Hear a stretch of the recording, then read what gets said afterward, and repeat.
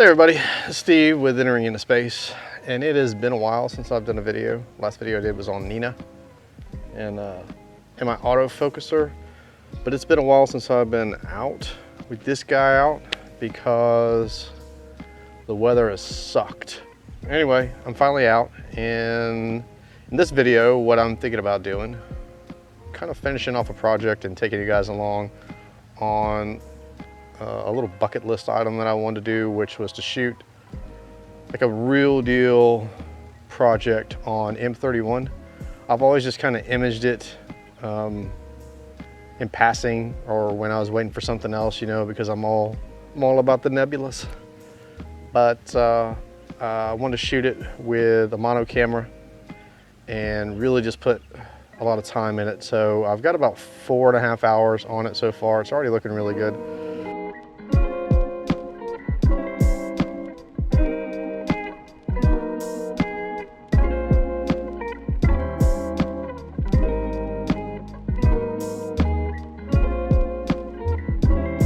But I want to try to go for like eight good solid hours, and then a couple of hours of HA and integrate that in.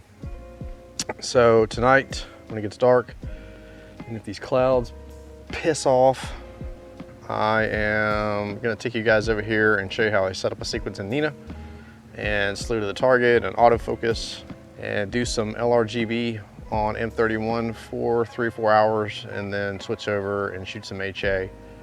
Oh, and there's my dog. His name is Frankie. And he's a pain in the ass. No, he's not. Yeah, he is. Yeah, he's a big, gigantic puppy who thinks he's a lap dog, but he's not a lap dog. He's 60 pounds of lap dog.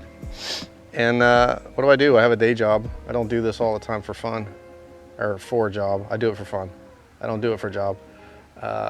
So what do? I am actually I do contract work for Walt Disney World, believe it or not.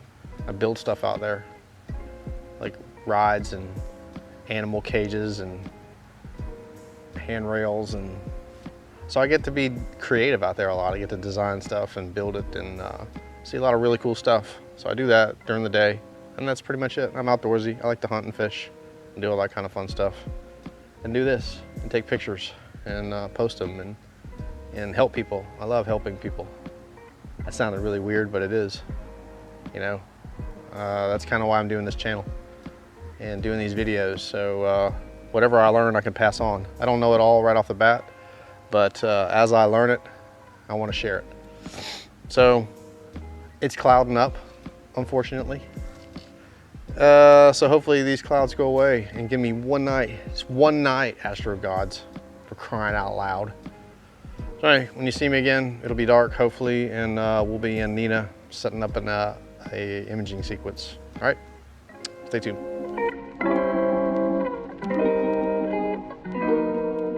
Okay, so here we are outside. It is finally dark. Yes, it is finally clear. Double yes. Yes, yes.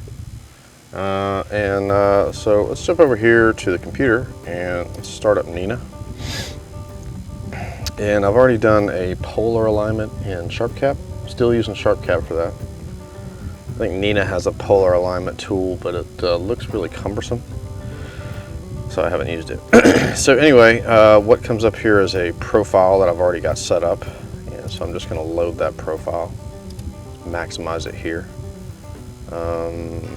Let's go down here though. Let's minimize this and let's start Stellarium. Let's get it going. Get our Nina back up here. So let's connect to our camera and hit our little frosty button here to start the cooling. We're going to cool it down to -15. Let's go over here to our filter wheel, connect it. Let's go to our focuser, get it connected, and go to our telescope and connect it.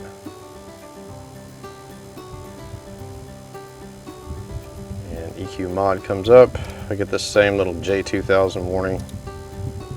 I just close it out. And let's see, that's it for right now. We're not going to connect our guider for right now. We can come over here and go ahead and fire up PhD2 and go ahead and connect it, connect all. So that's going, and we can loop our exposures, see what we see. See some stars, man. I'm digging it. Okay, so the reason why I connected Stellarium here is, let's go into Stellarium. Let's turn on the DSOs. Let's pan around here, and there's Andromeda Galaxy right there. Look, boop. So here it is. We can hit our ocular view. It shows basically my frame. This box here is my 80 millimeter reduced to 384 millimeters. So you can see I've got that set up here. So we can, now that we've selected it, we can minimize it. And let's go over here to our framing tab and hit this little teardrop button right here. And that's going to populate the coordinates for Andromeda Galaxy. Look at that. And there's my box, because I have the same focal length and chip size already programmed into my profile. So we can come back over here to our equipment tab, unpark our scope, go back to the framing tab, and first thing though I want to do is, I'm kind of getting ahead, getting a little fast here because I'm excited. It's been forever since I've been out, but what we can do is come over here to the imaging tab, and I've got the exposure set on 2 seconds. I've got my loom filter selected here, bin 1 by 1, so let's just turn it on. And it's going to take a 2-second image. Let's just check and see where our focus is at. Probably want to manually get it somewhat close.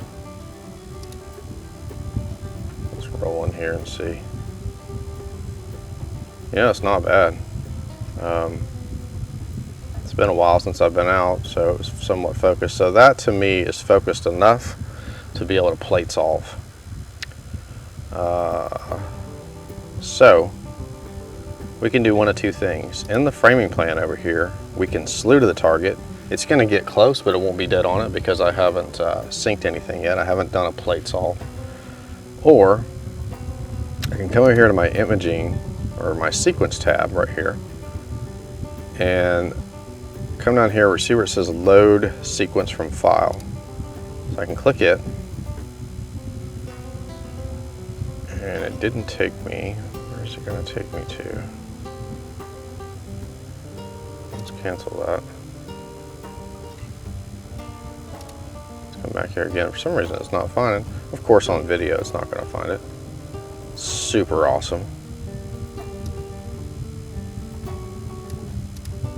Ah, their plans. There's the Andromeda Galaxy. It's the one I worked on the other day. Like I was telling you in the intro, I shot about 4.5 hours on it. So click open to that. And you can see I've got luminance set at 30 subs, 2 minutes. There's my loom filter, bin 1 by 1. I'm going to dither and every other frame. And see what I have in my autofocus here. I've got the autofocus off because what I want to do is I'm going to slew to the target. I'm going to get close, and then I'm going to run an autofocus on my loom. I'm just focusing the luminance filter.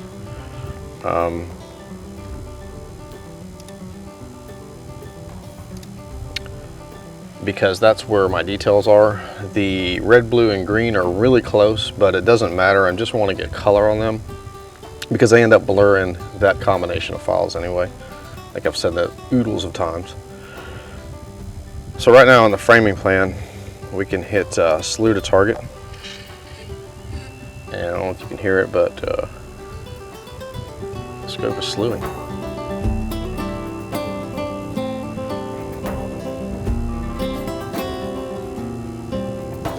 And what's cool about this framing plan is, let's say I wanted to focus on M110, I could move this box over and center it up there, and you see how it's moving your right ascension and declination coordinates.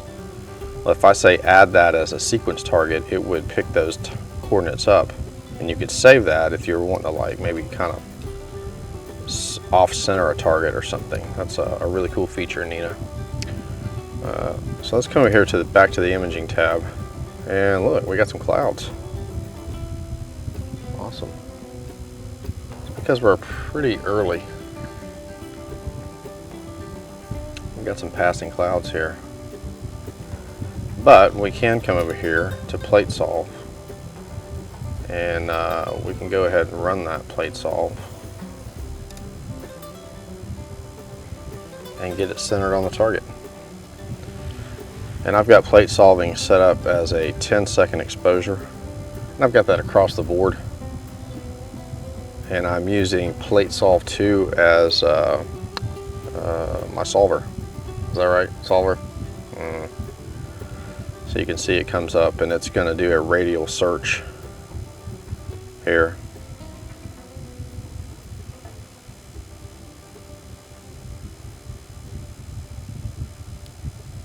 Or not a radial, but a spiral search.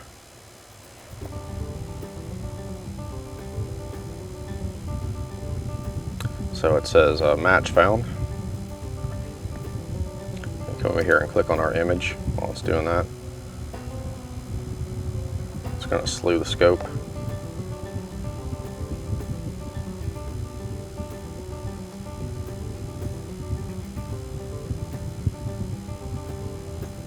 So you can see my little lines here where it moved.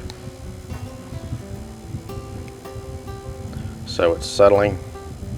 And there's Andromeda Galaxy kind of buzzing in here. Look at that. That's pretty cool. There it is. It's not quite centered, actually. Actually, it is centered. So you can zoom in. There's M110, there's M32, M31, yeah. Andromeda Galaxy. And you can see we can zoom in and out, but to get all the way out, you just hit that 1-to-1, or not 1-to-1, but you hit the full screen button there. So one of the things I'm not real fond of with Nina that I liked with APT is I like that audio tone of it telling me when something was done. Now I just kind of have to look and see what's going on. You know, I don't really hear it. You know, the nice little lady would tell me when it was all finished. She was sweet. So see, it's basically solved it, but I don't know that until I'm looking at, I'm trying to read what's going on down here. So basically it's just gone back to a loop. So let's go back over here to our sequencing tab.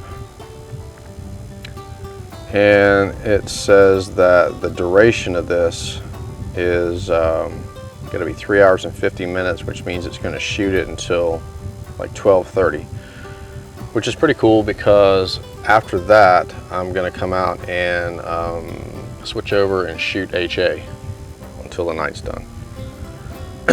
So I've got guiding set to on, but I think what I want to do is I want to run a calibration on the guiding. So let's do that, and then we'll come back in here to the imaging tab. So what I'm going to do is click the brain here and go into guiding, and I'm going to say clear mount calibration, click OK, and then I want to come to tools, auto star select, and let's pick that star there, and then I'm going to hit the calibrate button. And with these dashed lines means it's calibrating. When they turn solid, it means it's guiding. I do thumbs up a lot. I don't know why. All right, so anyway, let's minimize that. We'll come back to that when it's done. Let's go back in over here. Our sequence mode is set to loop. And I've explained that to you guys before. Basically, that means I'm going to shoot this luminance image. Then I'm going to drop down and I'm going to shoot the red. I'm going to shoot the green, then shoot the blue. I'll go back up here to luminance and keep doing that until 30 luminance frames are shot and then 28 each RGB are shot. So that gives me a good chance of having a complete image at the end of the night in case something happens. I've already slewed the target, I've already centered the target, so I could do that here. I could literally set all this up, not pre-slew to anything, set everything up, and hit this play button, and it would slew to the target, center the target, do an autofocus, do a whole bunch of stuff before it ever starts taking a picture. So when we're done calibrating or guiding, we're going to run an autofocus, and then we're going to start. Because here's what I don't want. I don't want it to autofocus on a filter that it just happens to land on. So I have that elapsed time turned off. I have autofocus off on start. I have it off on filter change. I don't want it to do an autofocus every time it changes the filter. My camera or my telescope holds focus really well, so for right now everything is off. There are times when I do turn the HFR increase, and if I'm doing like narrowband, and especially if I'm doing a full night target with narrowband, then I'll probably turn on this after elapsed time, and I usually set it to 60 minutes. So every hour it would stop and do an autofocus if I'm shooting HA all night long. Who's that? Oh no. So let's come over here to the calibration. We're doing a north step, so we've already got through our backlash, which is awesome. And like I said, once this is done, we'll do an autofocus with our luminance filter, and then we're firing away. So all we have left is the south step. See, it's pushing that star out. Or it's actually not pushing the star out, it's drifting. It's watching to see how much the star drifts, so it knows what to calibrate. So we're nudging, and nudging is a good thing. Nudging means everything has been gone through all directions. We've cleared out the backlash, and it's the final steps right before guiding. So when you see nudging, you're right there. You're in the home stretch. Now you see the lines just turned solid, and it says guiding. Let's see what our RMS error shouldn't be all that great right now because we're really low in the horizon. Or we can be shooting a 0.37, 0.33. We could take that too. Okay, so let's come back over here to our imaging tab. There it is there, and we're going to do autofocus. We have active filter, which is 1. We'll make sure. You can also set it here, or you can change it, because we want to autofocus our luminance. And I've got my backlash. I did some work to see how much backlash I have by counting the number of steps before the focus removed, and my backlash is 60 steps. So let's see what kind of a HFR half flux radius we get with this autofocus.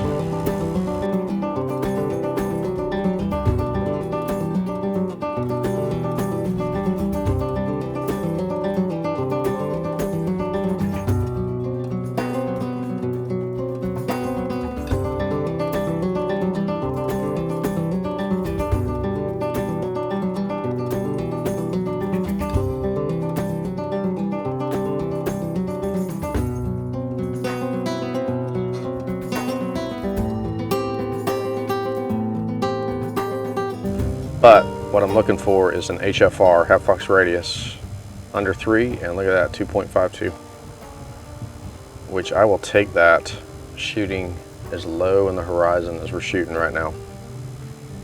As you can see, Andromeda's pretty low. So again, you see it's done. But yet I don't know that it's done unless I'm just sitting here watching it completely shoot a 2-second loop. You know, it could say autofocusing finished. Come on, Nina people. Seriously. Alright, so what have we done? We're guiding. Pretty good. We are, what else are we doing here? Let's go back over here to, we did a plate solve, so we're centered. We did an autofocus. Let's go to our sequencing tab. Let's get rid of this generic target. We're gonna shoot until 12:38, and ready to run. The only other thing we got to do is come back in here to the imaging tab, and we have to turn off our live loop. This is our live loop. And come back in here to the sequencing tab, and see now this is ready to fire off. And it tells me, it always gives me a cooler warning. Yes, I'm fine with it. And we are firing away.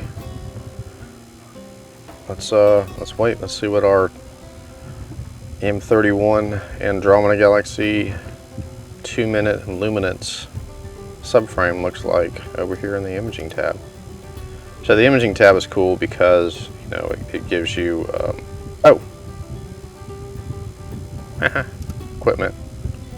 I forgot to connect the auto guider. Look at that. So connect it.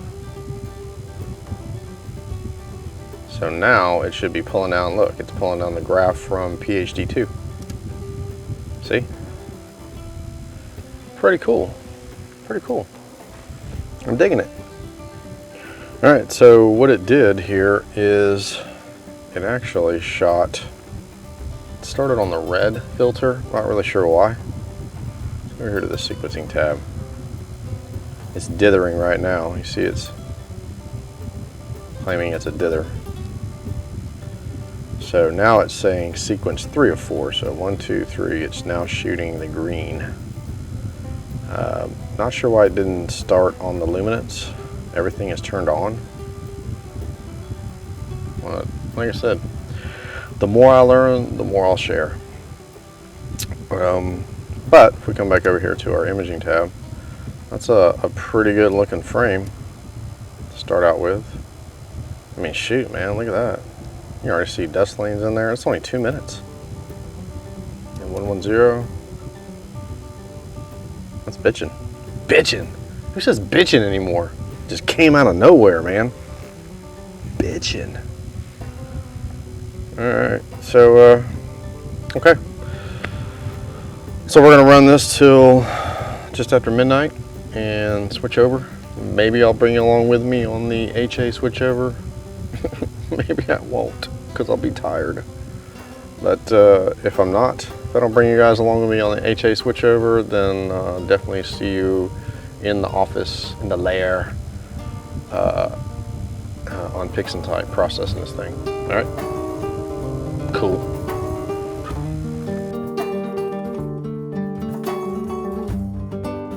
So I got my glasses off so I don't have a glare because I look like a robot, but I can't see anything. But anyway, I have shot approximately 6.5 hours of data. I shot luminance, red, blue, and green, and also HA. And we're going to go over here to Pixinsight. I'm going to show you some new tools in Pixinsight that I'm learning how to use. One is a subframe process. Subframe. What's the word I'm looking for? It is a subframe previewer. Yeah, that's it. It's a previewer. So to look at all the subs and close out or get rid of any kind of bad subs, you know, where clouds came in or a big old jet plane came through or something like that. And then also how to stack. Not use Deep Sky Stacker for the first time, but actually use Pixinsight to stack all of our calibration frames and our light frames together to create some master frames here. So let's get over here to Pixinsight, and probably already in Pixinsight. No, we're not. We're looking at my screen. I don't even know what we're looking at. So I'll put my glasses on so I can see. There you are. So let's open up Pixinsight here. And first tool we're going to go into to do a subframe previewer is we're going to go to process and go all processes. And we're going to go down to blink. And blink is really cool. It allows you to really look at your subs. So let's just, although you see I've got my stack over here, I kind of cheated. But in the effort to save some time here, let's just go through our luminance and show you how to use blink. And so we're gonna click this little folder icon over here, and you want to go over to the location of your light frames. So right now we're doing the Andromeda Galaxy, and let's just go in here to this first folder here, and we've got luminance. So there's all of our luminance files. So we can click on one of them, and we're going to hit Control A, and that selects them all. Click open, and it's going to bring all of our files in. You know, your red, blue, green, luminance, any narrowband data. This works great. And it brings in your image here, and it's already auto stretched, which is pretty cool. Let's back it up a little bit. So you can do one of two things. You can play like a real-time video here. You can choose 0.2 seconds and hit play. And look, it's like gonna scroll right through your images there, you know, on its own. I find that I don't really like doing that. What I like to do is use the mouse wheel to scroll through. And you can see, like, for instance, how that frame is a little blown out. I wonder if I got any bad frames in here. So I can just kind of scroll through, and what I like to do is just kind of step back, and what I'm looking for is any frames that may have gotten completely washed out with like a cloud. You can see like cloud maybe pass through. You see how it's kind of, when I'm scrolling back and forth, it changes kind of the gradients there. So let's say we don't want to use those two files. We can, if you've got a bunch of files, you can just uncheck them. And that kind of signifies, hey, I don't want to use those two files. So when you get done and you're like, okay, these two files right here I don't want to use, you can select it, hit Control, select the next one, and just close them, right? So once you've done that and you've gone through, then I like to come in here and kind of zoom in to where I can really see the stars. And I want to look at star, you know, my star roundness. I want to see if I've got any double stars, any bad guiding. So I can start back up here at the top and just scroll through. If I see any, you know, just running that mouse wheel back and forth. If I see any that that I don't like, that look like I'm out of focus, then I just repeat that process, select them and get rid of them. And unfortunately, for the video's sake, I picked a set of frames that were pretty good.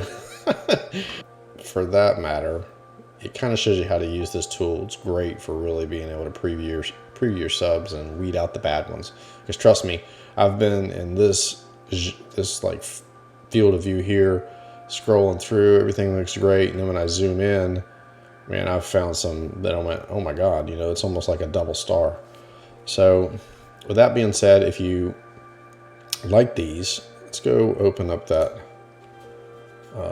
location again where I've got Andromeda Galaxy. And what I do is, you see I've got this folder here called Good Subs.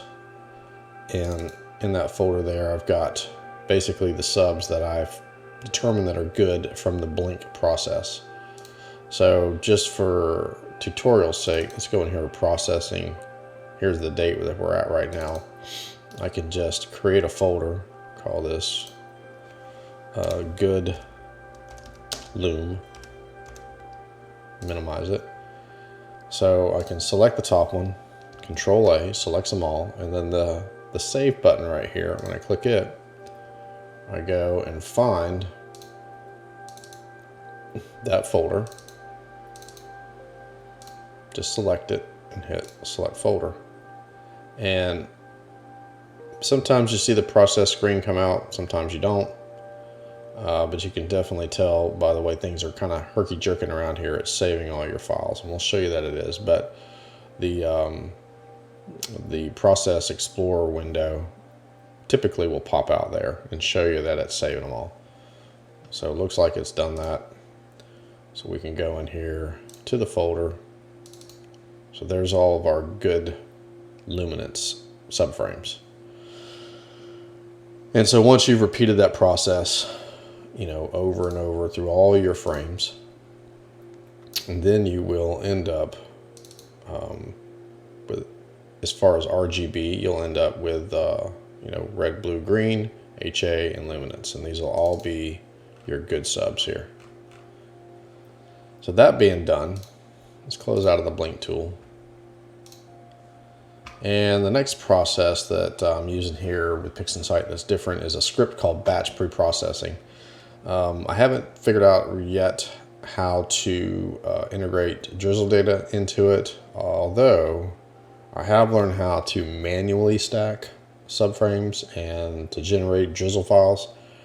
And that's a whole nother video because it takes a long time. But for right now, we're going to do the quick method and do a script in here called batch preprocessing. So script batch preprocessing, batch preprocessing. And I have used this to where it's got these handy little markers here. It says add files, bias, darks, flats, and lights. And sometimes I've found, I think Chuck from Chuck's Astrophotography actually mentioned that sometimes these get a little squirrely, and I've definitely found that. So what I've found the best way to use this tool is to go in here to your add custom, click it, and then we're going to add files. So let's go to that folder here that said good subs. Let's go in here to the luminance. Select one of them, Control A, selects them all. And we've got to give them a name. And this is very critical because this is our light frames. So we're going to say that this is a light frame and we've got to give it a name. I'm going to show you why this is critical. LUM, all lowercase. That's what I've decided my luminance subs to be. And click OK. So you see you've got this these tabs up here, lights, flats, darks, and bias. So now my lights have been populated with my luminance. So we're going to stay right here. We're going to go back to add files. We're going to go into blue.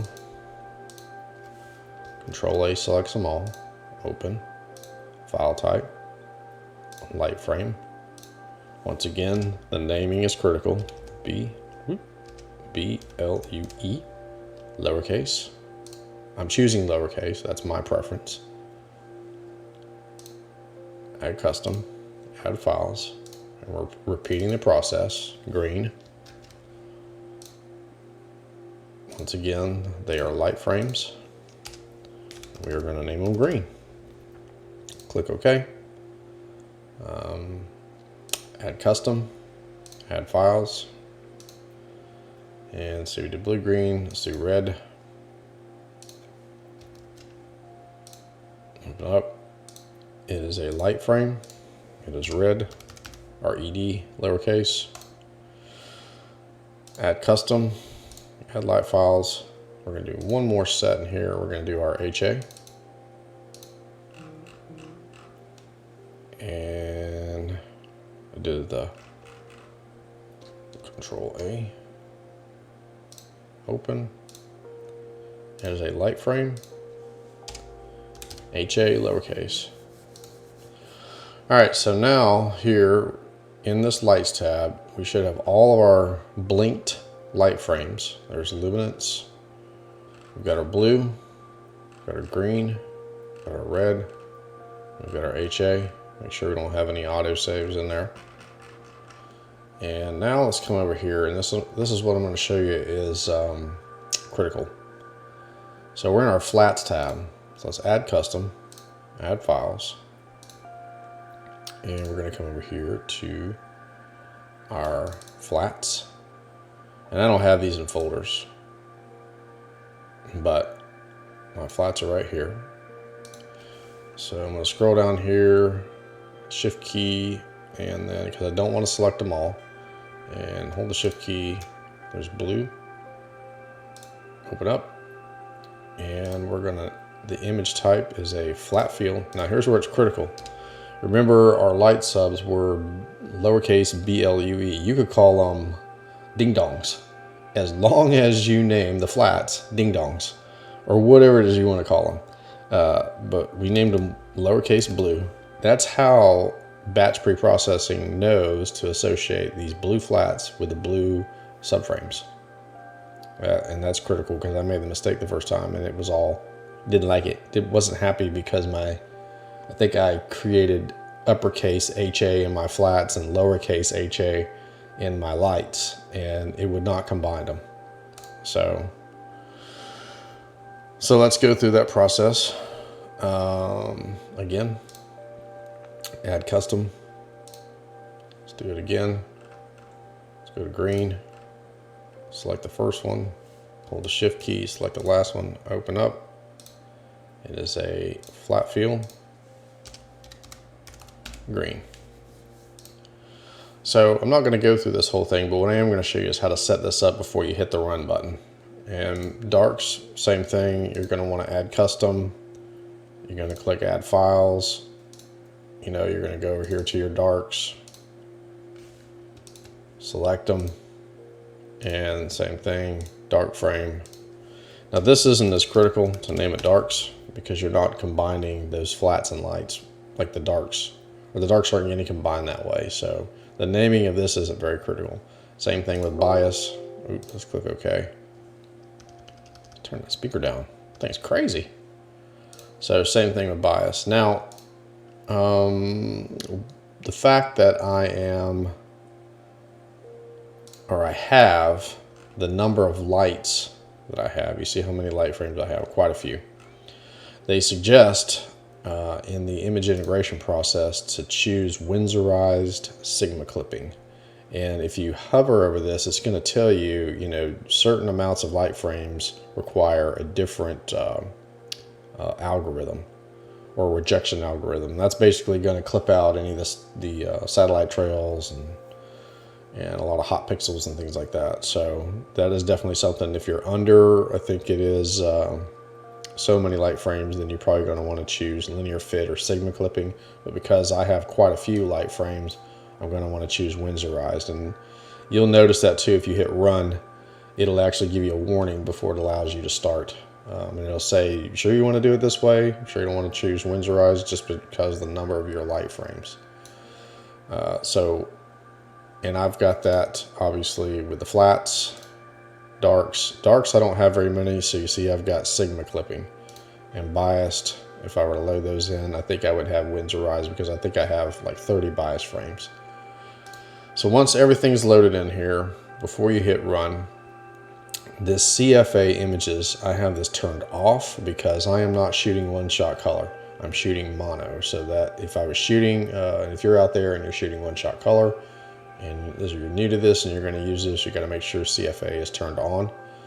I'm not using any master bias darks or flats. I'm loading them in individually. I haven't already combined them, so this is unchecked. So the next critical thing that you got to have in here is a registered reference image. That is meaning all of your images are going to be integrated and aligned to that image. And I didn't go through and actually mark which one, I didn't use subframe selector or any other process. So it's a total guess. But if you select this, you double click it and you see it automatically pops in here, and it's going to say that this luminance, which if you're shooting, our LRGB, you probably want to use one of your luminance frames as a register frame. That's going to be your best image. So you just double click it, it populates in here. Output directory. If we come back in here to, where'd it go? I guess I closed it.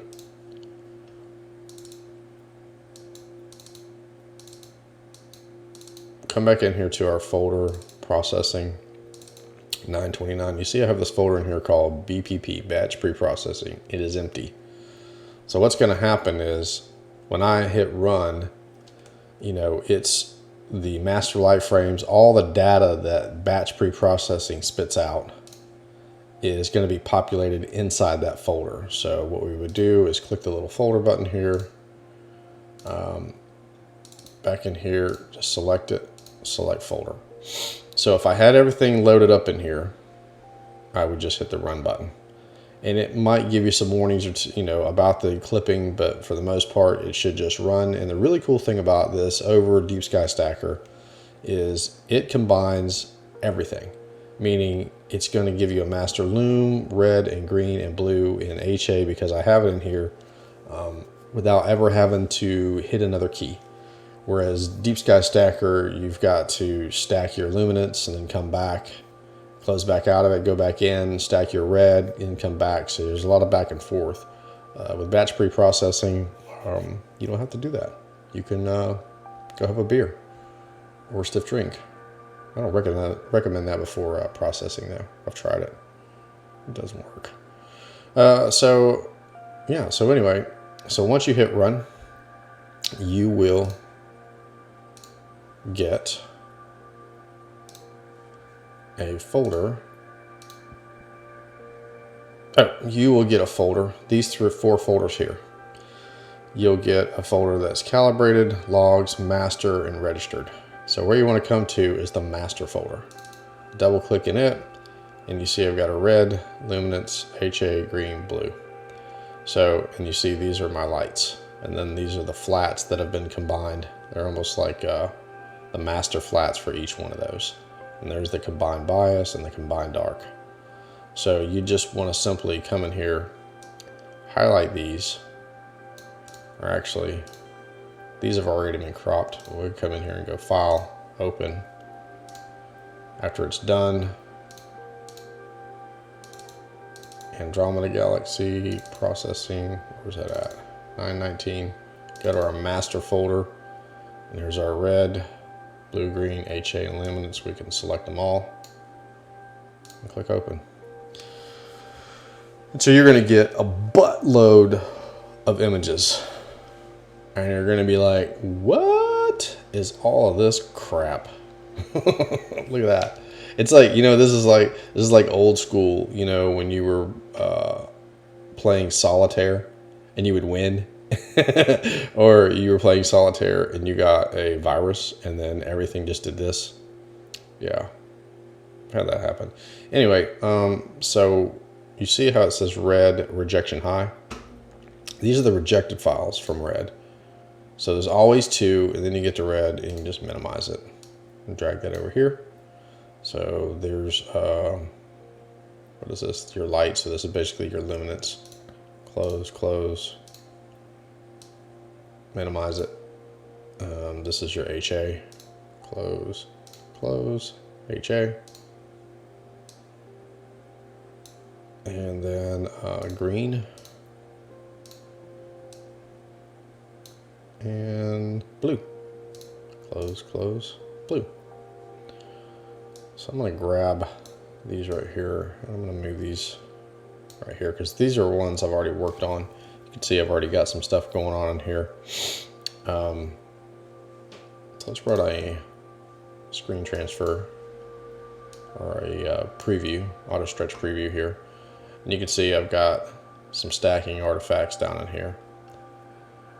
And what we're going to attempt to do here is process this thing out as quickly as possible, but with as much information as possible to, you know, get to something like this. Or where's the other one here?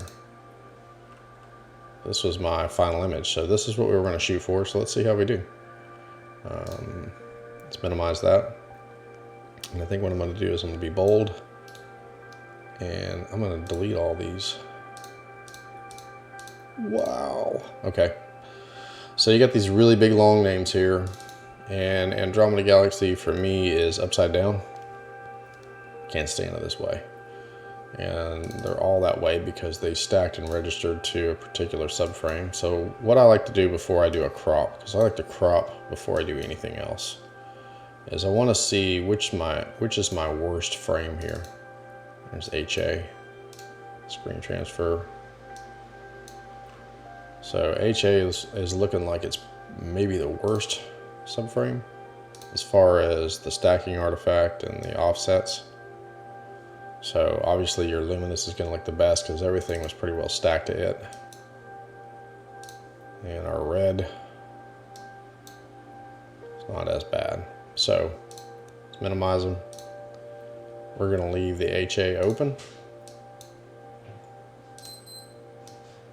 All right. And what I want to do is I want to flip everything first. So I'm going to come over here to image.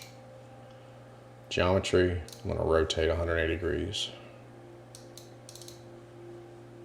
Image, geometry, rotate. And open up our green. I know, which is probably an easier way to do this or a faster way to do this, but I'm just not that kind of guy tonight. Image, geometry, rotate. Last one, wake up. Image, geometry, rotate. All right.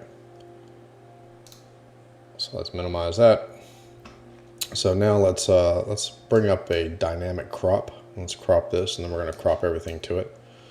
So come here to process. We're going to go to geometry, dynamic crop. Click the reset button, and let's drag this in. I'm going to do a little more cropping on it than I did on the other one. Try to get in just a little bit closer. About there. So I like that, but I'm not going to hit the checkbox. I'm going to drag this instance off. I'm going to move it down here in my little cubby that I created. I'm going to close this out, yes, and then I just drag. Doot, done. And let's see, where's that HA? So that's already been done. Let's open up our blue. Drag and drop. Let's open up our green. The reason I do each one of these individually instead of cropping them after they're combined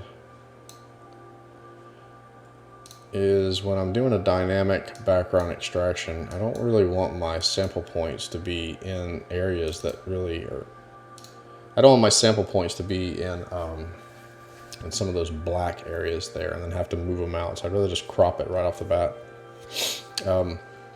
So the first thing is, let's separate our HA and our luminance.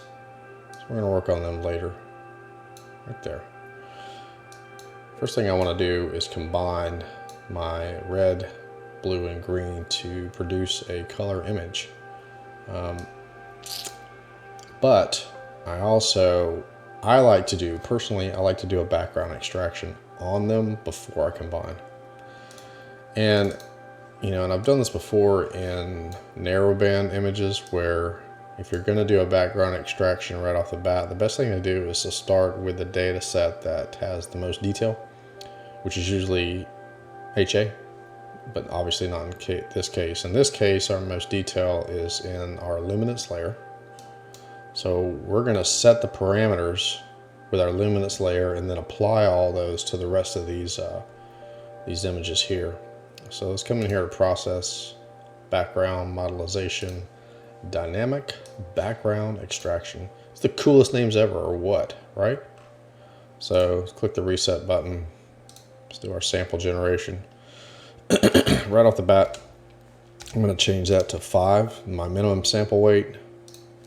I'm going to increase my tolerance to 8. I'm going to increase the size of the samples to, let's say, 15.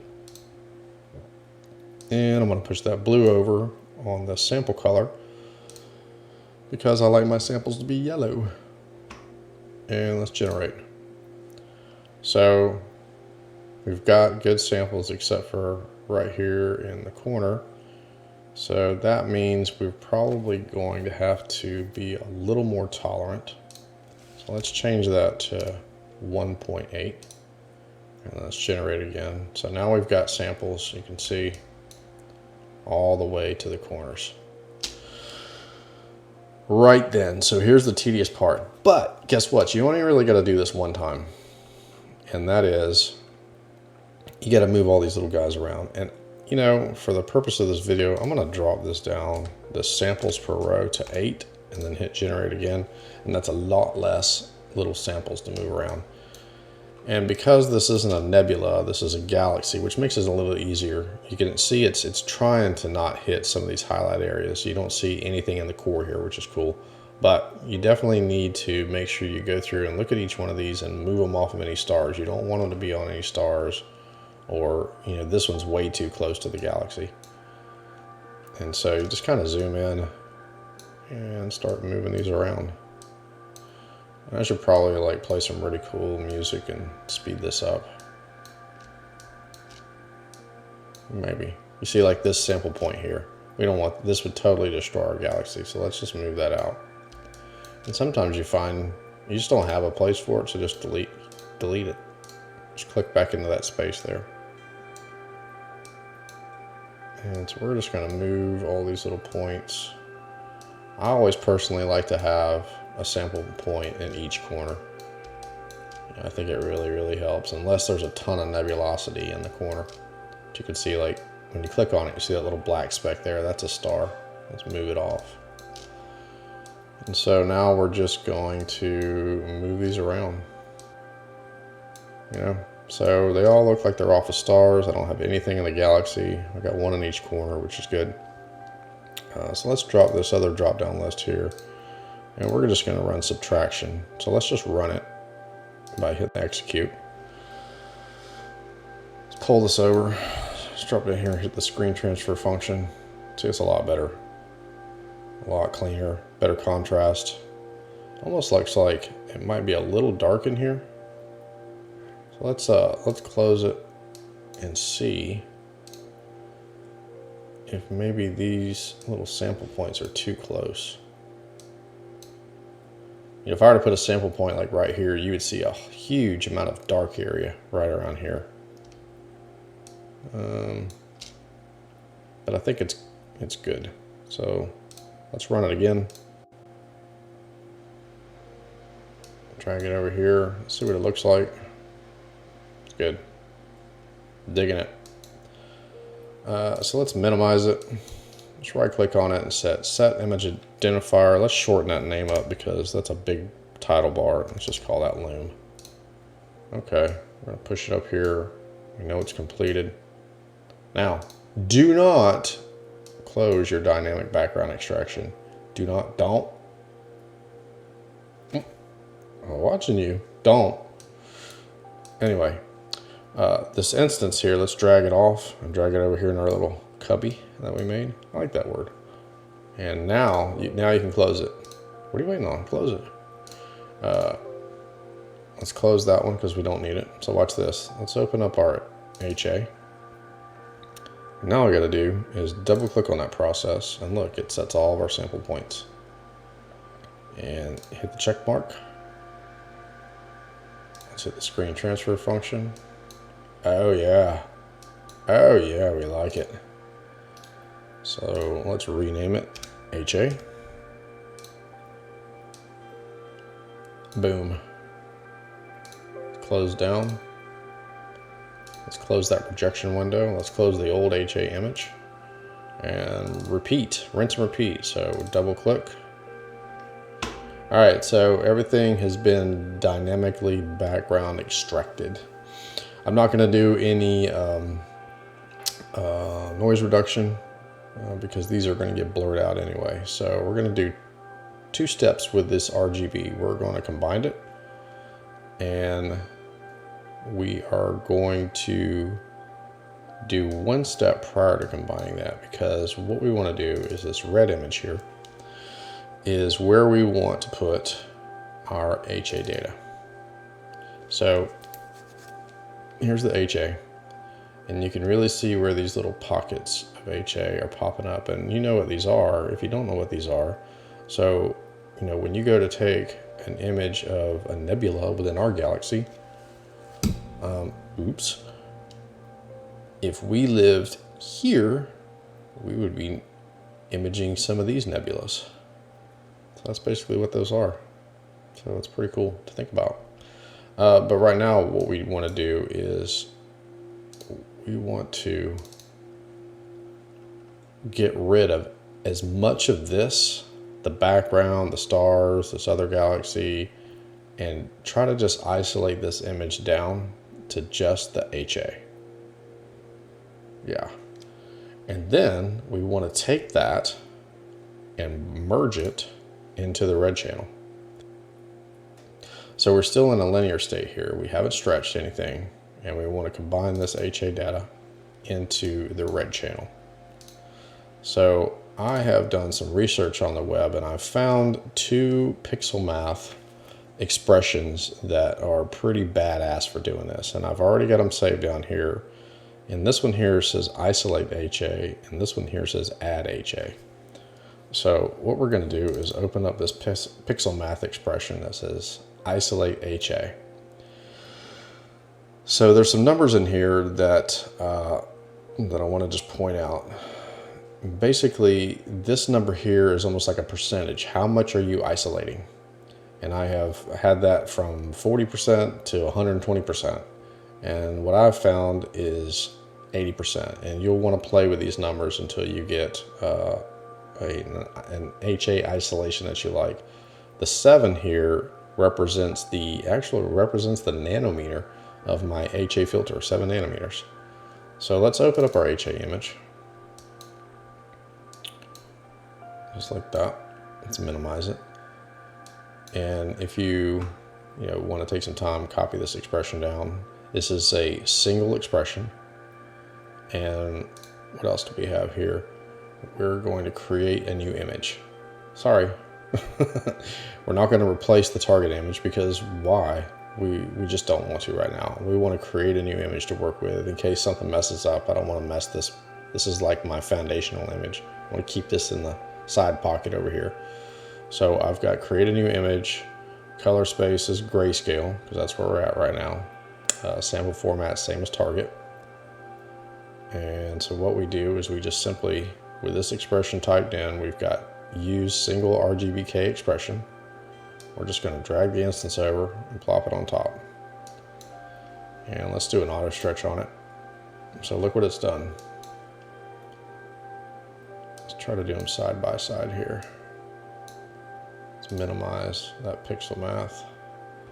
So you can see it's basically removed. We still have some stars in here, but it's really just left a lot of that HA. And that's what that 80% does. High and low will adjust how much it leaves and how much it takes away. You can go too much and it just wipes the image out. So that's going to be, based on your data. And trust me, these little stars in here that have little black specks around them doesn't affect the image. So don't worry about that. What I want to do is bring this down and I'm going to right click on, and for me, I want to rename it. And I'm going to show you why I rename it. I'm just going to call this new underscore HA and click OK. So let's push this off to the side. This is our new HA. Let's minimize our original HA image. Okay. And let's bring in our red. And this is really cool. So now this next pixel math expression is called add HA. And I'm going to show you why I renamed it. Because I've already written the script. And you see the new HA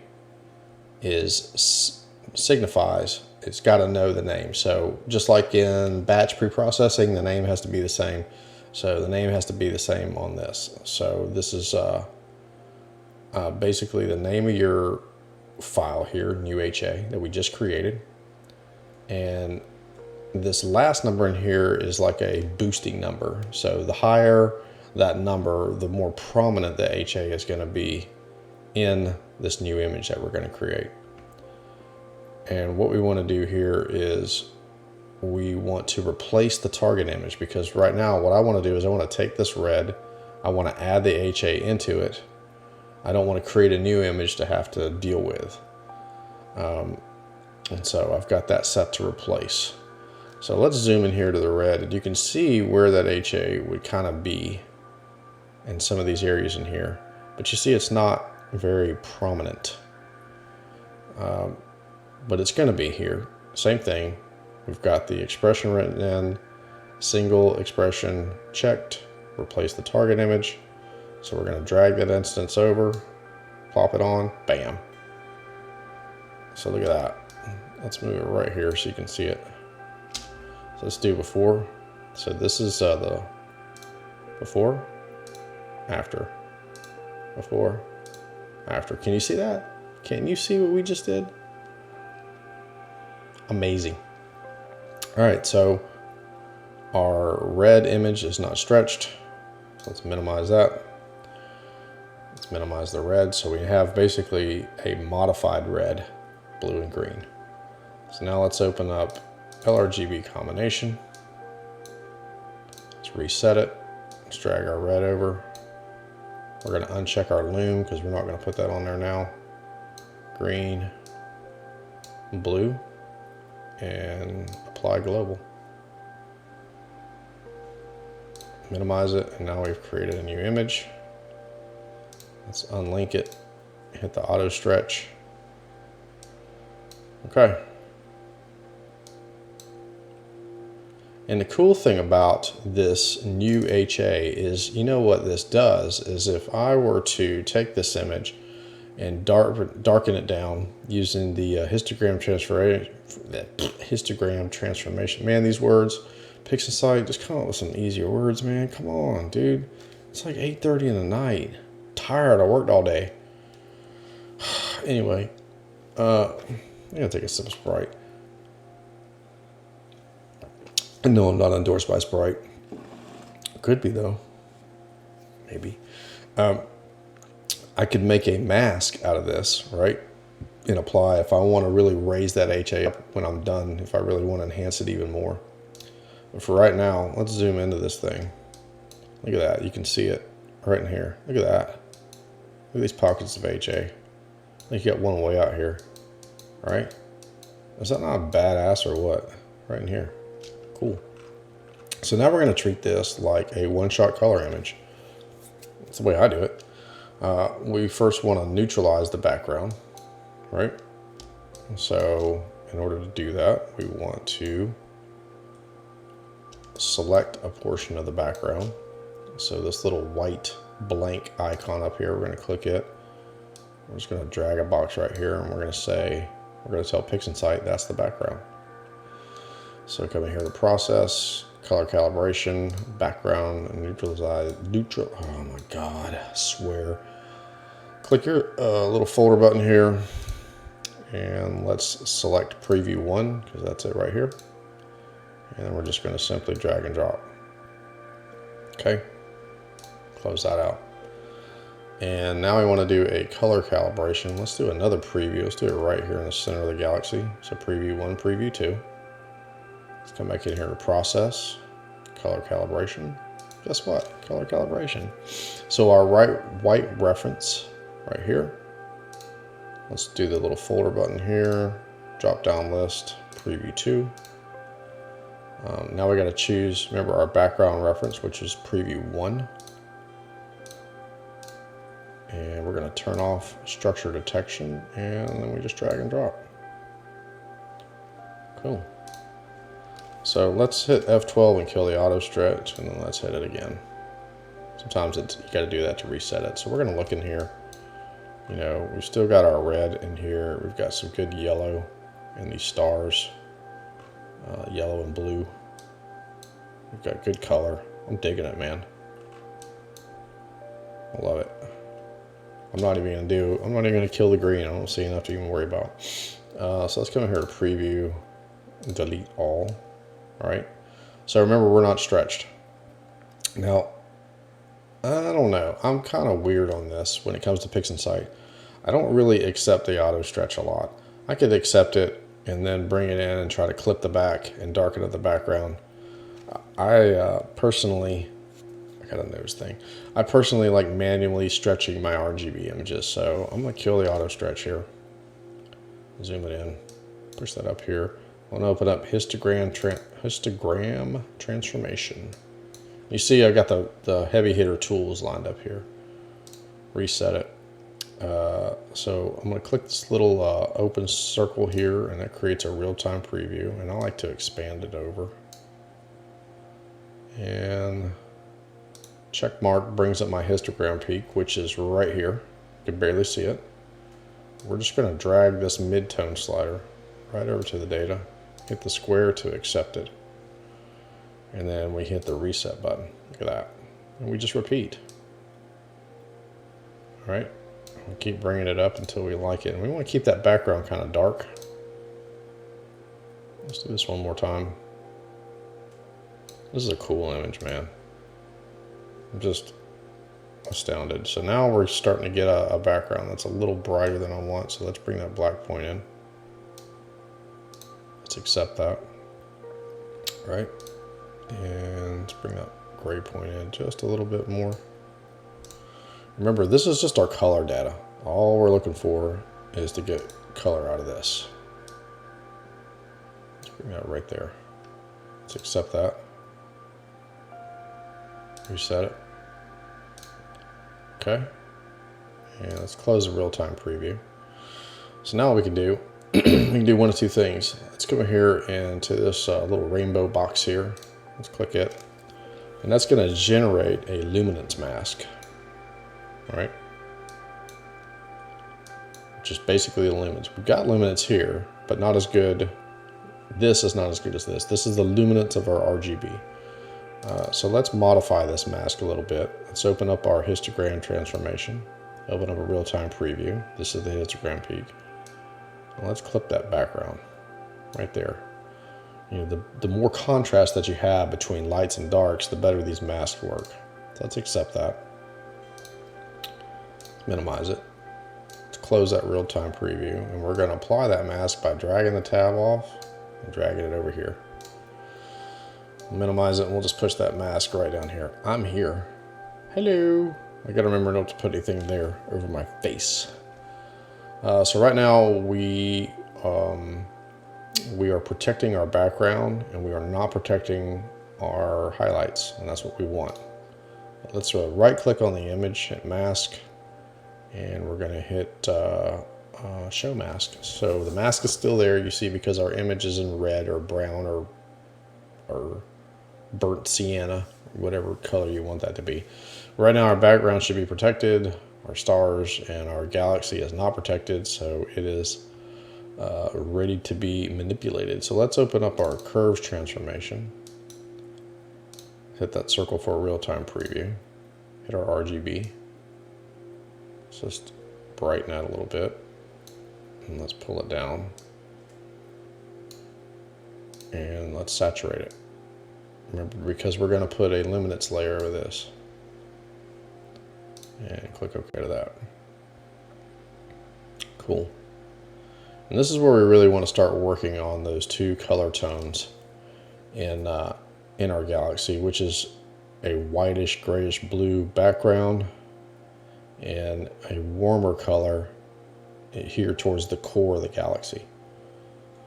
So let's accept that.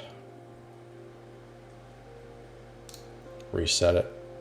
So we're starting to really kind of get that bluish, but we really want to work on this core and try to pull out some of that warmth. And we can take the C component and push it up, and you're really going to see these yellow stars in here and orange stars really start to become yellow and orange. Let's push that up again, our RGB. Make a little S curve out of it. You can really start to see this HA shining through. And let's hit our saturation again. I like it. All right, so our hydrogen alpha is really coming through. We need to warm this core up some. So let's minimize that. And let's right click on it and say mask, and we're going to remove the mask. And what we're going to do here is we're going to create a couple different range masks in here. We're going to do one that's going to attack the outside of this galaxy and one that's going to really focus on the inside. So our next tool here is range selection. Let's reset it. So let's do an inside range mask. So we're going to take this lower limit and push it over. And we want to push it all the way down here till we feel like we're kind of in the core of the galaxy there. Maybe like right about there. Let's smooth that out right there, and let's accept it. Let's close it and see what we got. I like it. Okay. So we're going to minimize it, and just so we keep them straight, let's right click on it. And we're going to say range mask. Let's just move that over. Underscore enter. And let's push this right here. So let's reset it. Hit the real-time preview. Let's push our lower limits down until, like, see, we get the outer edges of the galaxy, like right there. Now watch, when you bring the upper limit, oops, now it starts to pull that core out. Right about there. Now you see we're just attacking the outside, and even the outside of M110 right here. So let's smooth that out. Right about there. Click OK. We like it. Close real-time preview. I like it. So set image identifier, advance, underscore, out. So these are our two masks, in, out. So let's apply our inner mask. Open it up. Minimize range selection here. Let's go into our curves transformation. Open up a real-time preview. Let's just warm that up. Ooh, right about there. Let's hit our C component. Something like that. We can pull our blue down. That's really going to give us a little warmth. just like magic. All right, but that's too much. So we reset it. Let's hit it one more time, a little red. Just a little bit. Push that C component up. Warm it up like that. Pull that blue down just a little bit. And accept it. Cool. So you got some warmth in there. So let's close the real-time preview. Let's open up our outer mask. Set it. Minimize it. Curves transformation is still up, so let's do a real-time preview. And let's pop this lightness up a little bit. Look at that. So that really starts to bring in a lot of that. Remember I told you about that thickness. Now I could see some green in there. Let's accept that I'm not really digging. So I'm gonna grab this green and I'm just gonna pull it down. Bam, look at that. Now we're really seeing the HA. We've got a good bluish, grayish tint out here. Let's accept that and reset it. Let's hit this lightness again. Really bring it up right about there.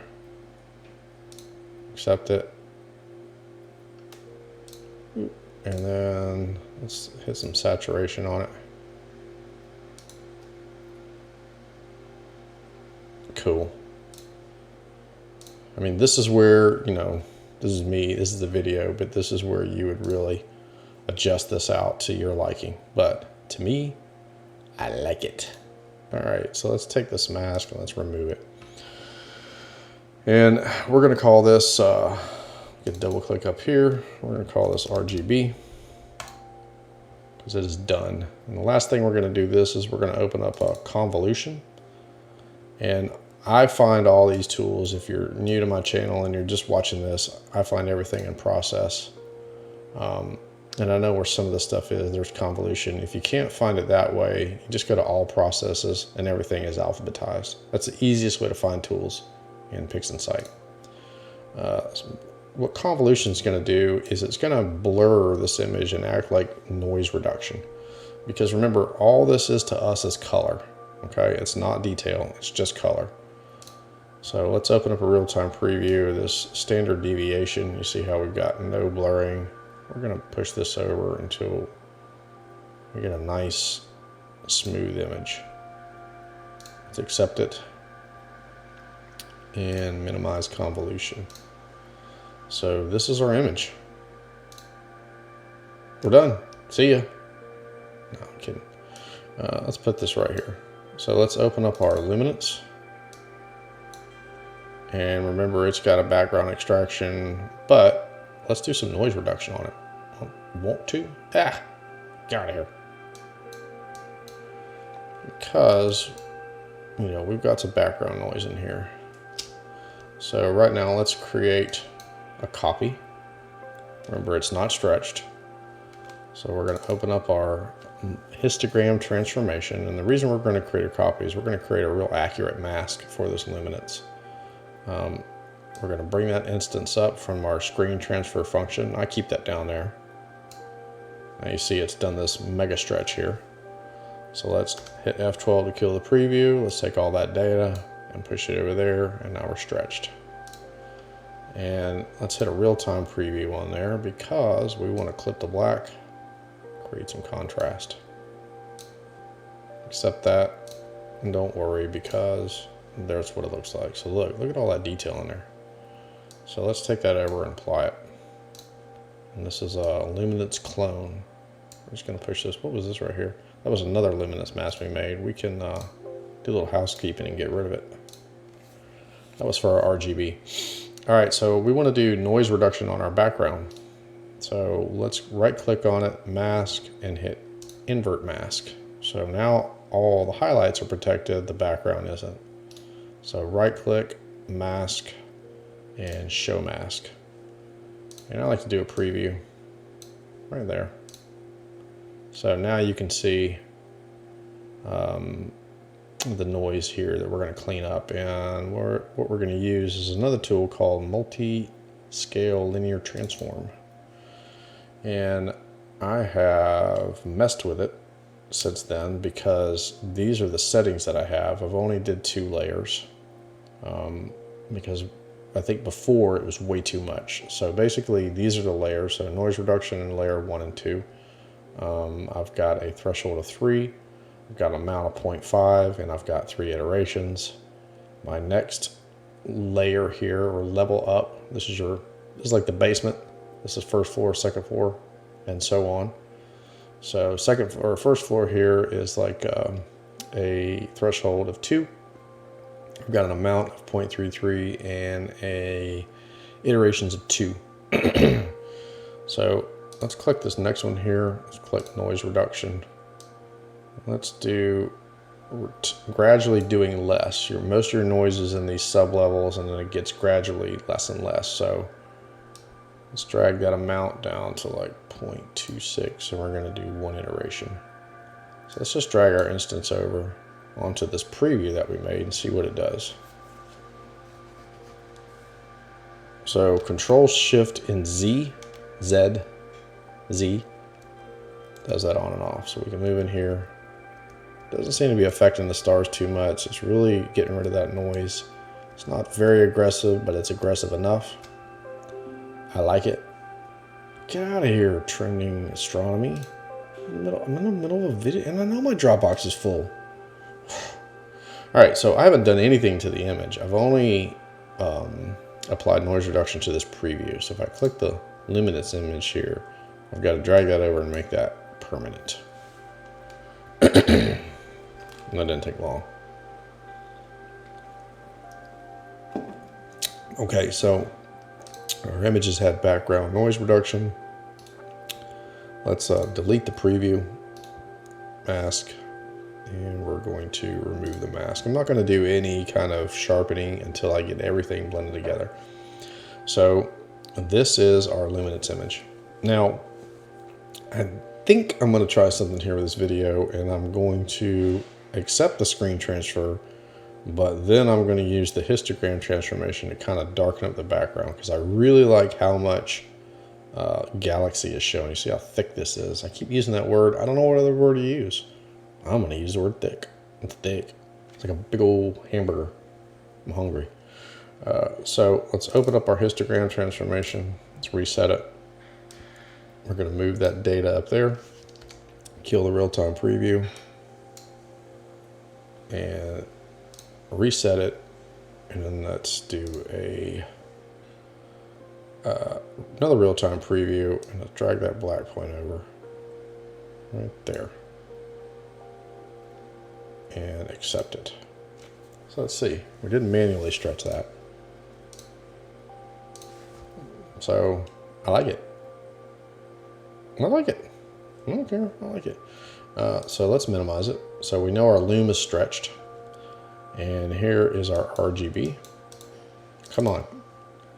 And it's been convoluted, which means it's got tons of color, but it's blurred.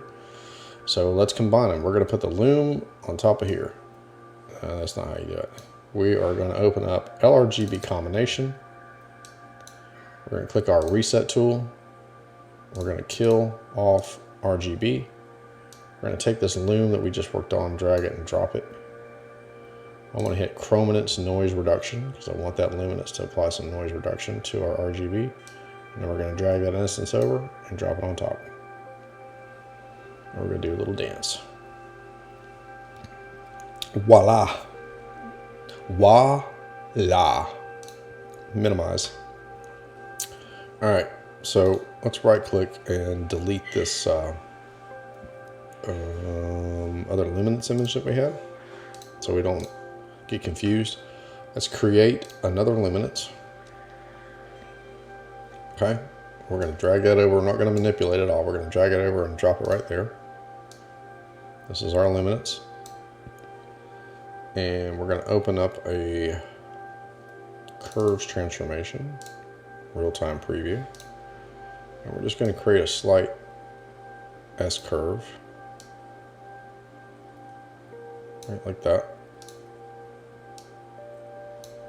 With our RGB and our lightness.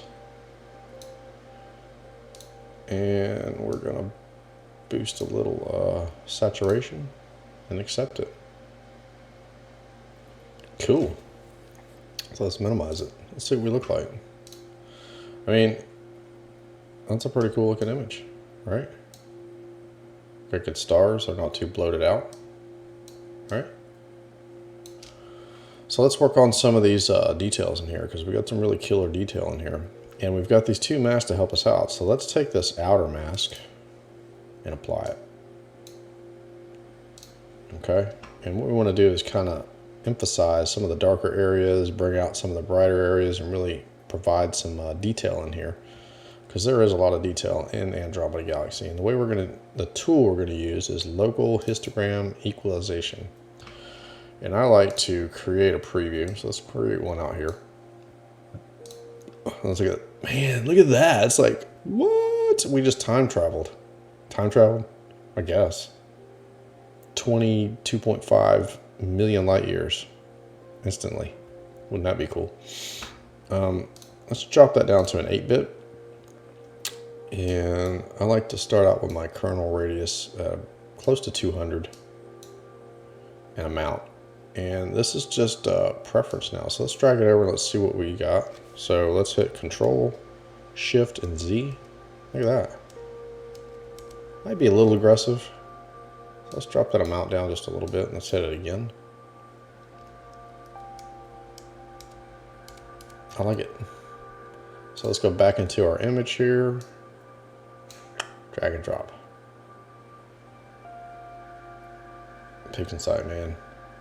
I fought it for so long. Anyway, I still use Photoshop. So now you can see, let's do a before. Look, can you see that? You see that change? Let's zoom in. Back. Look, it really highlighted everything. Awesome. So now let's grab our inner range mask. Here, let's drag and drop. Okay. Same thing. Let's preview, delete. We're going to do a preview kind of just right across the core of this galaxy here. Look at that. Tip of my hat to you. So let's move this histogram resolution up to 12-bit here. Let's push that amount up just a little bit more. Let's drag it and drop and see what it does. Shift and Z, Control Shift and Z. See, it kind of tones that core down, brings out some details right in here. I like it. I'm not looking for a ton. I'm just looking for a subtle difference. All right, cool. So let's do a little before and after. I made a pretty big difference. Look at that. You know, kind of unbrighten the core just a little bit, brought in some of these dust lanes in here. Zoom back out. Awesome. Preview, delete. One thing I want to do that I've noticed really helps this galaxy is let's get this outer mask again. Let's apply it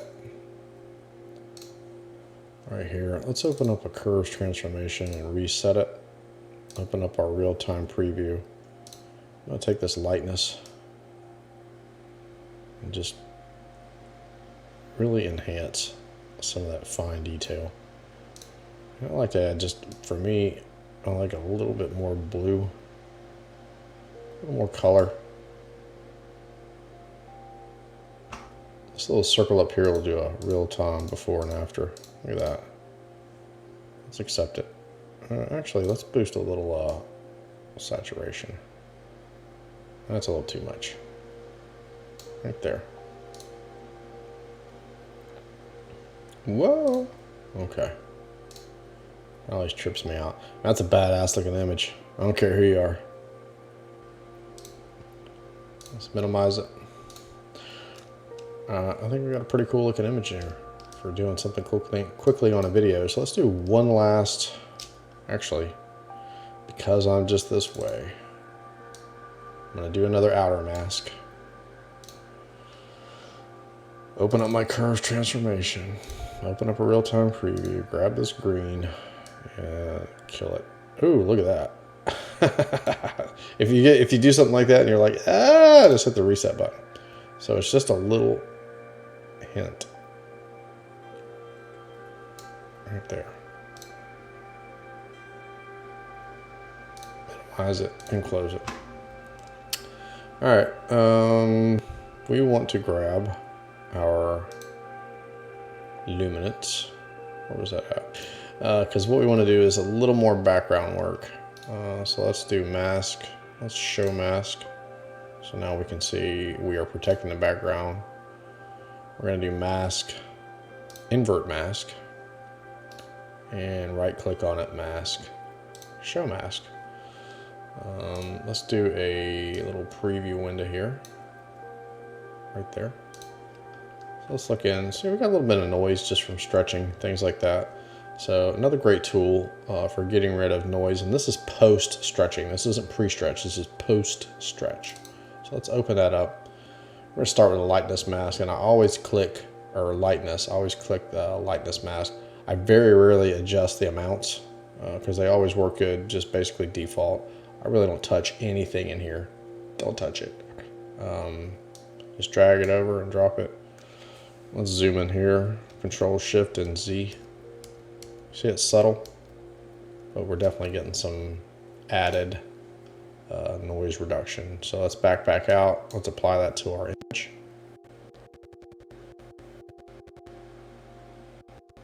And this works pretty good through all the components. Cool. And let's go back in here to our real-time preview. Let's go here and click chrominance. Once again, I don't adjust any of these. I leave them at default first and see what I like. Let's drag that instance over.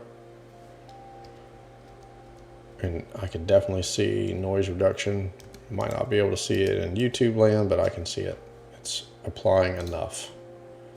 So back it out, drag it over, drop it on the image. Oh crap, we got to reduce some stars. You guys are like, oh yeah, I'm done. You guys are like, honey, I'm almost done.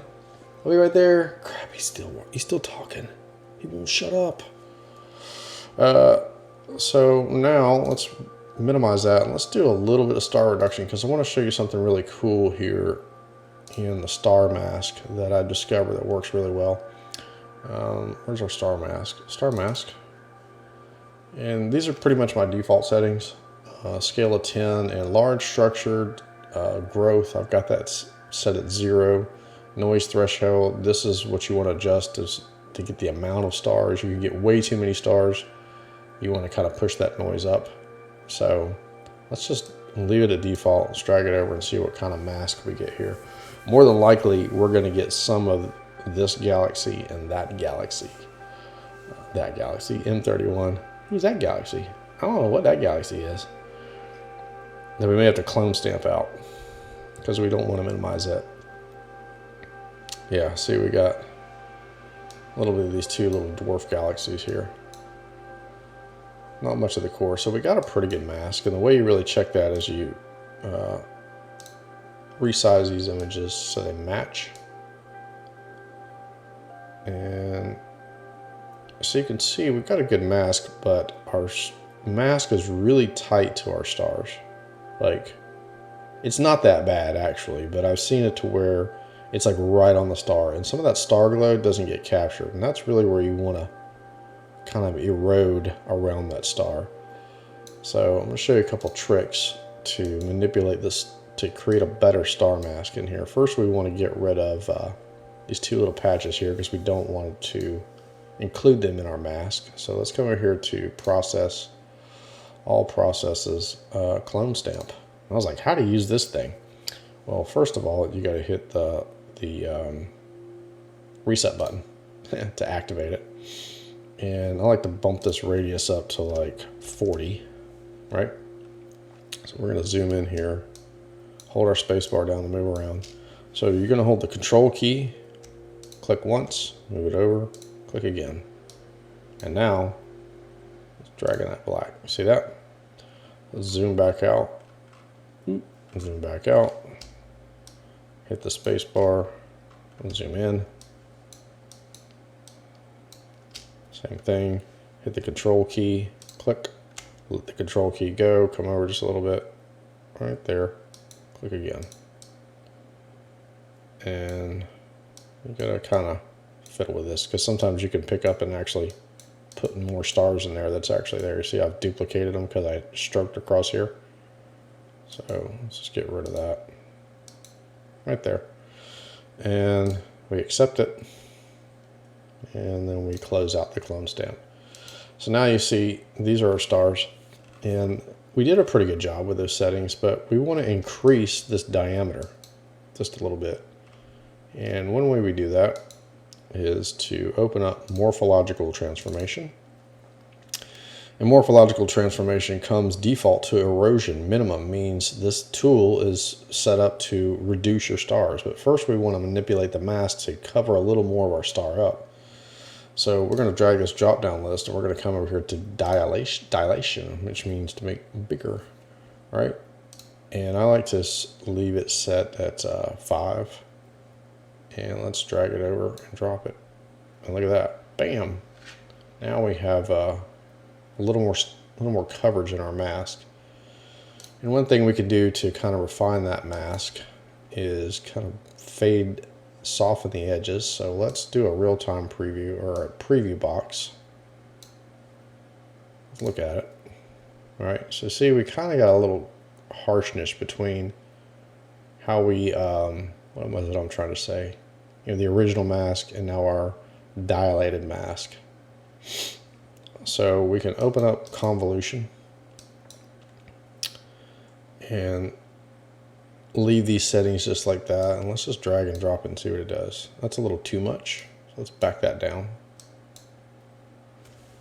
So Control, Shift, and Z. See, it just kind of smooths them out. I like it. So back out of the preview, just drag and drop, done.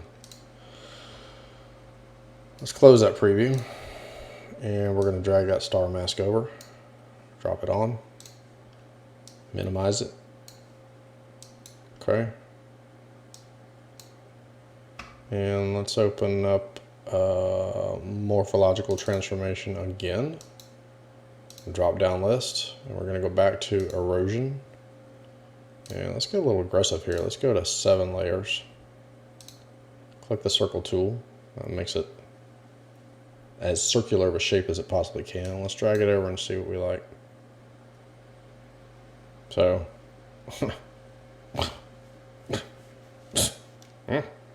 yeah, before, after.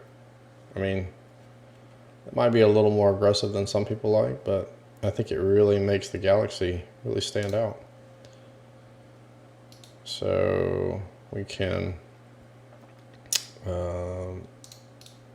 remove this mask, right click, say remove mask. And for all intents and purposes, we can call this a done image. You know, we may want to go into Photoshop and put some vibrance to it, something like that, whatever. We can open up curves transformation without any mask on it. Maybe just click that RGB and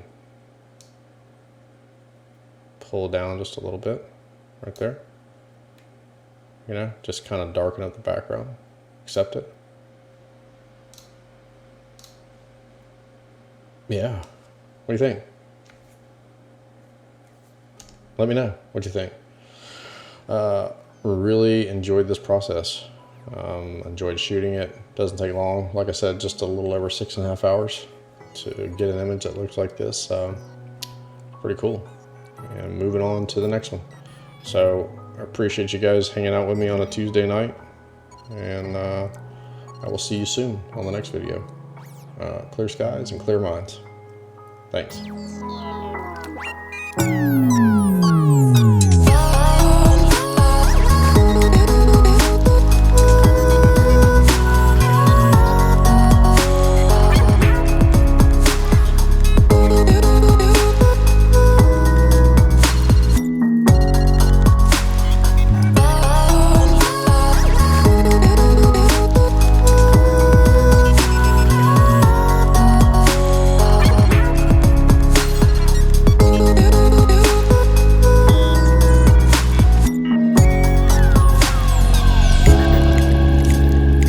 Hey, I'm shooting a video and stuff. Hi. Hi. You know, Yeah, you are. You're going to be on the video. well, they can just hear my voice. Yeah, but I'm still shooting a video. So they can still just hear me. So I'm still shooting a video though. But they have me. But I'm still trying to shoot it. That bug's not here. Can I finish my video now?